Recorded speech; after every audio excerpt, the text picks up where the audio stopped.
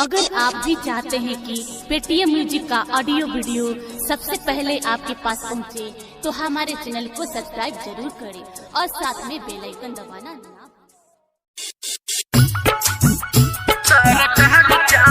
भूलें। डीजे कंचन राज, सबके रोजी रोजगार डीजे कंचन राज,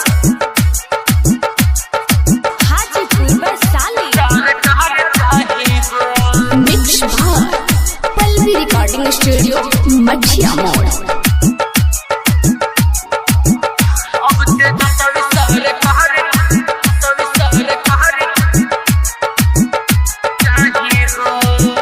सब गरीब रोवत रे, भूखिया मर के सुतत रे।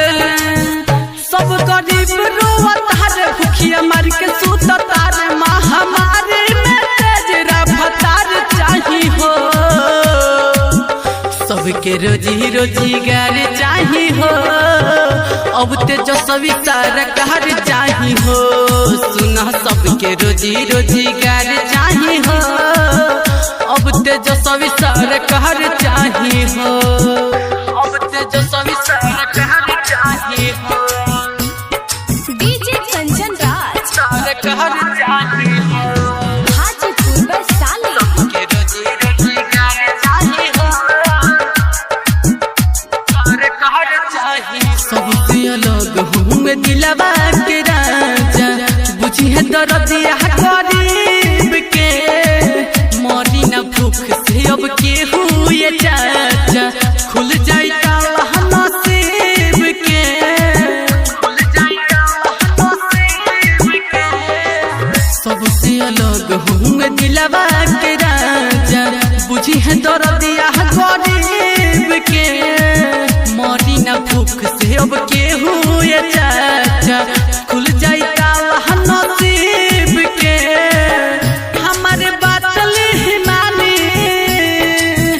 लालटेन हो निशानी, हमारे बातल हिमानी लालटेन हो निशानी। अब के लालू के लाल बिहार चाही हो, सबके रोजी रोजगार चाही हो। लालू रबड़ी सरकार चाही हो, सुना सबके रोजी रोजगार चाही हो।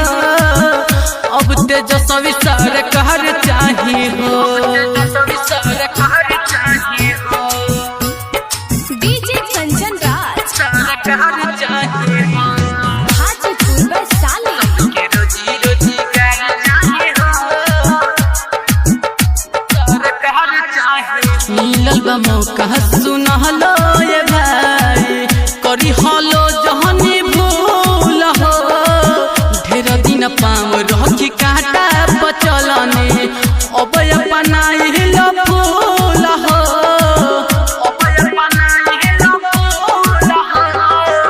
मिलल बा मौका सुनहलो ये भाई, करी हलो जहनी भूल हो। ढेर दिन पाम रखी काटा बचल, अब अपना लहल फूल हो। कहे विकास बिहारी आर जेड के बाबारी, कहे सोन छोट छल आर जेड के बाबारी। पूरा सत्यम सवरिया बिहार चाही हो, सबके रोजी रोजगार चाही हो। लालू रबड़ी सरकार चाही हो, सुना सबके रोजी रोजगार चाही हो। अब तेजस्वी सरकार चाही हो।